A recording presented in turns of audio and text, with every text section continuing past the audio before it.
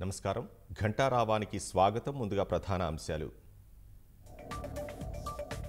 ఏడాదిలోగా ప్రభుత్వ బడుల్లో పూర్తి స్థాయి మౌలిక సదుపాయాలు మధ్యాహ్న భోజనం నాణ్యతపైన సమీక్షలో మంత్రి లోకేష్ ఆరా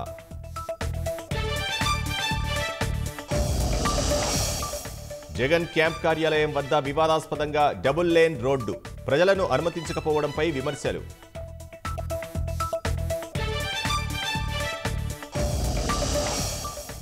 అనంతవరంలోని వెంకటేశ్వర స్వామికి రాజధాని రైతుల పూజలు అమరావతి నిర్మాణం సజావుగా సాగాలంటూ పాదయాత్ర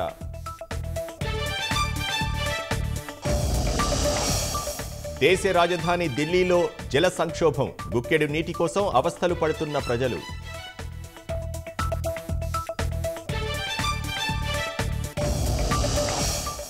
ఈ నెల 18న 17వ విడత పీఎం కిసాన్ నిధులు 20,000 కోట్లను ప్రధాని విడుదల చేస్తారన్న చౌహాన్